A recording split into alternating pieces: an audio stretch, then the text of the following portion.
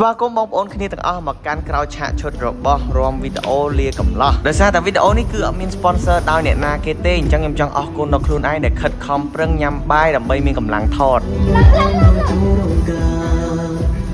មកឥឡូវខ្ញុំសុំសាច់ការម្ដងដើម្បីអ្នកនរគ្នាមើលវីដេអូនេះឲ្យបានអីទៅវិញហើយទាំងអស់នេះគឺជាការងារនៅក្រោយឆាកមុននឹងចេញមកបត់របស់អ្នកទាំងអស់គ្នាហើយខ្ញុំមិនមែនធ្វើម្នាក់ឯងទេគឺមានក្រុមការងារជាច្រើនអត់ពួកគាត់ក៏ខ្ញុំធ្វើមិនចេញដែរអ្វីដែលខ្ញុំរៀនបានពីបច្ចេកនេះគឺទី1ធ្វើការតាមជំនាញទី2គឺហ៊ានសាកល្បងអីថ្មីទី3គឺឲ្យឱកាសខ្លួនឯងទៅសាកល្បងអ្វីដែលមិនដែលហ៊ានធ្វើពីមុនមកនឹងតទី2ហ្នឹង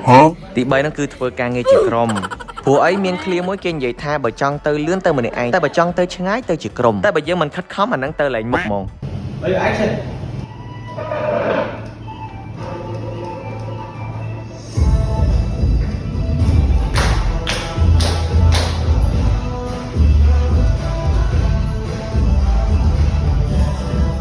មុននឹងបានរំបានប៉ុណ្ណេះគឺយើងឆ្លងកាត់ការវឹកហាត់ជាច្រើនហើយក៏ចង់ shout out ទៅកាន់អ្នកបង្កើតក្បាច់រំគឺ Mr. Main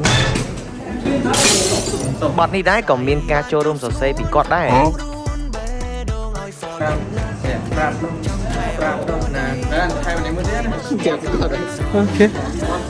ចំណុចដែល challenge សម្រាប់ពួកយើងគឺធ្វើមិនថតឲ្យហើយមុនថ្ងៃលិចទី2គឺធ្វើមិនថតកុំឲ្យប៉ះពាល់ភ្ញៀវហាងកាហ្វេនិងចំណុចទី3គឺការបែកញើសរបស់ខ្ញុំពួកអីទី1មេក្តៅទី2គឺខ្ញុំរាំច្រើនអញ្ចឹងគឺបែកញើសខ្លាំងហ្មងបែក make up អីចឹងណាហើយ team ថតខ្ញុំនេះគឺសាហាវមែនមិនថាចង់បានប្លង់មិនទេគឺធ្វើមិនយកវាឲ្យបានបង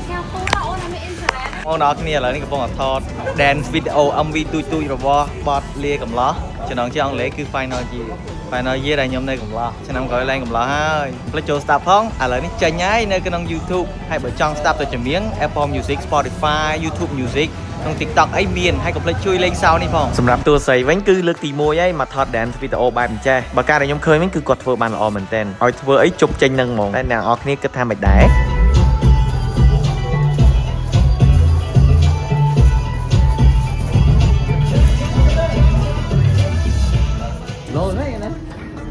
ngày nay cái si pop bắt đầu nó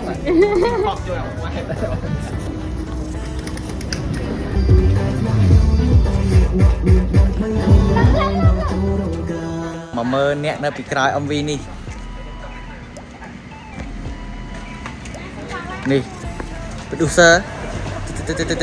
ហើយជាចង់ក្រោយចង់ប្រាប់អ្នកនរគ្នាថាបើមិនតាន់បានស្ដាប់បទលាកំឡោះ final year របស់ខ្ញុំនេះទេអាចចូលស្ដាប់បាននៅគ្រប់ platform ហ្មងតែបើចង់មើលវីដេអូទៅមើលនៅក្នុង YouTube របស់ខ្ញុំបានឈ្មោះថាសម្បត្តិសុកបាទជំរាបលាបងប្អូនអរគ្នាជួបគ្នានៅបទក្រោយហ៎មានបទក្រោយទៀតសួរខ្លួនឯងឆ្លើយខ្លួនឯងចុកមើលបើអូនយល់ព្រមធានានុនអងមិនមងចិនដា